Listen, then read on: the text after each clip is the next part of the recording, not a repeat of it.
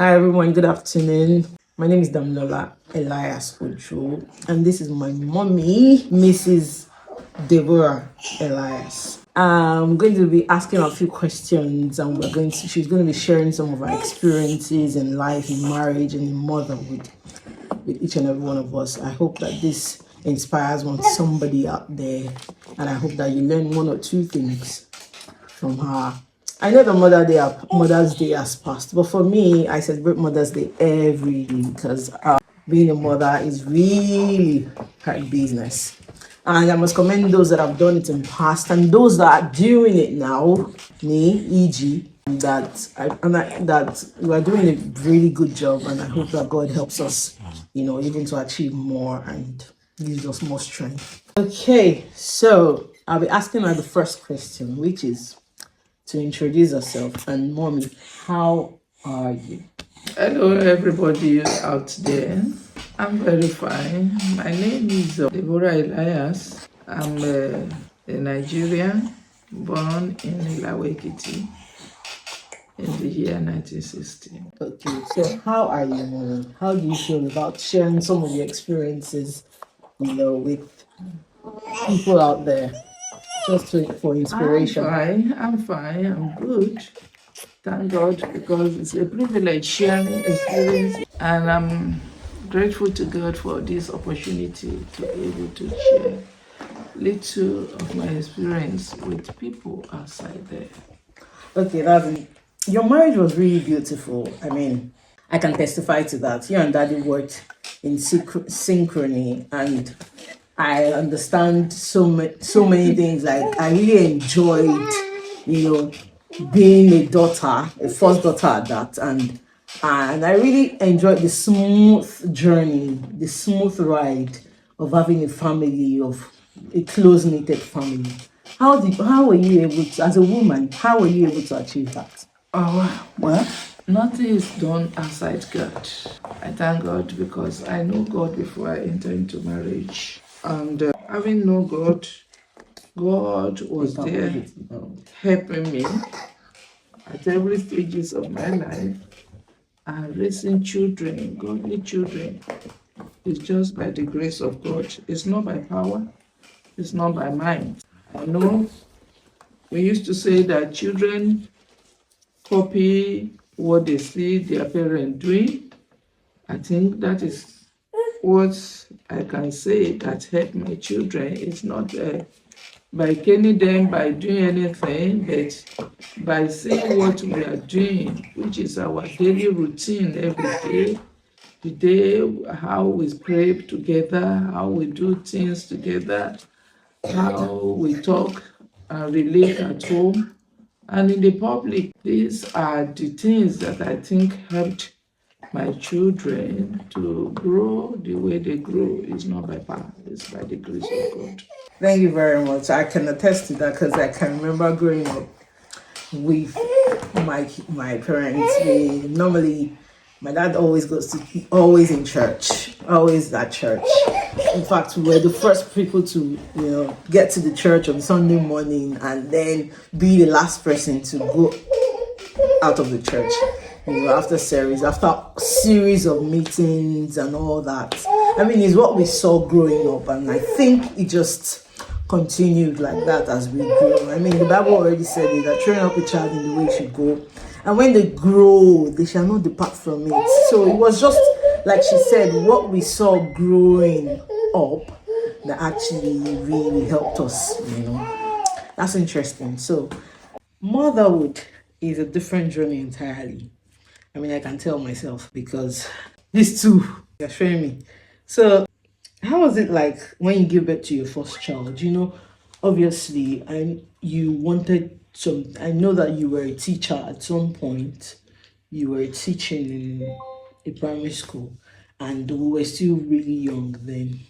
I knew you wanted to achieve so many things, even in your teaching line. Having kids, did it in any way affect, or how was it like? How did the dimension of having kids, like having me as the first child, how did it affect your career in any way? How did it affect any of your achievements in terms of you still wanted to read more, in your teaching line, or you still wanted to teach more? Did that in any way affect anything for you?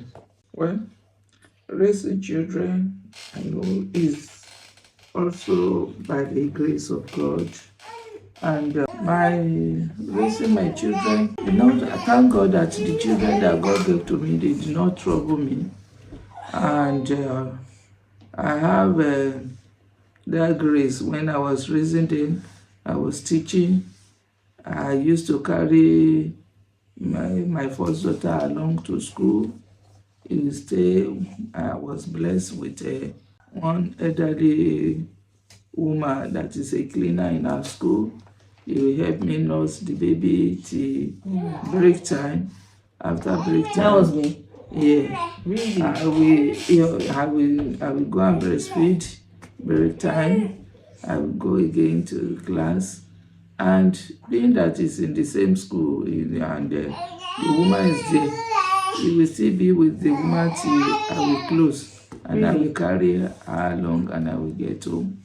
And then from there, we will rush and go back to church, because nearly every day we have activity in the church, which I must be there. And so that's how we do it. I will carry her. We go down from Alagbado, Adura particular. We will enter Motherhood down to Ikeja, and then to go and fulfill my part of the kingdom work. So that's how, and God helped us. Yeah, but all these times, Daddy was not a pastor, but you guys were really devoted. Didn't you think that you should give some of your, how do I put it? Like, didn't you think that spending time, one person spending time with the kids more at home would be okay, rather than the both of you always hustling to be in every service?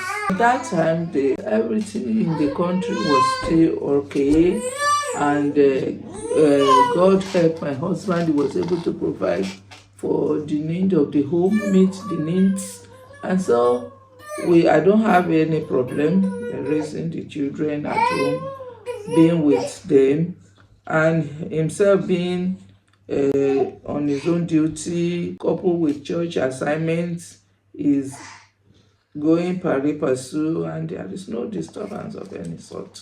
Okay, that's interesting. Thank you, Mommy. So we're going to move into the next question, question 5. So I know that you and Dad has always been really devoted, like we said earlier, and really heavily focused. I must commend that, actually, because we now that are growing and trying to still be focused in the heavenly race, and striving to raise a family, provide and all that, and even raise Christian children.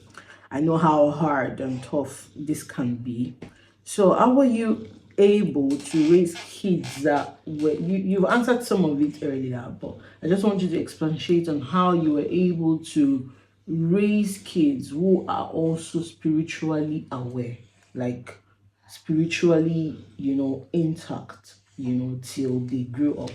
Well, as I've been saying, and I will repeat it, because I know that being with them, there are many women that they are with their children, and their children go in the way that they choose. All that I know is that God helped them. In our place, we used to say a word. We used to name some children Tanimo.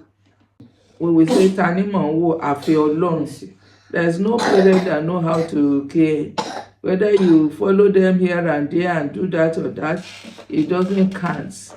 The children, when they see you doing what is right, and believing God that they will choose to follow the pattern that they are seeing with their parents. And that is what I think majorly is not by caning or by beating or by doing anything that helped them. It is seeing what they have seen through their father, their mother, and by the grace of God, God helped them to follow the way. That I can attest to. I can really attest to the fact that my parents, although mommy used to beat when I was much more younger, and that was like maybe getting close to my teenage age. Mommy used to really beat, but at some point, I think when I got into my teenage age, she just stopped, which was really surprising to me. I guess maybe daddy, because daddy never beat me.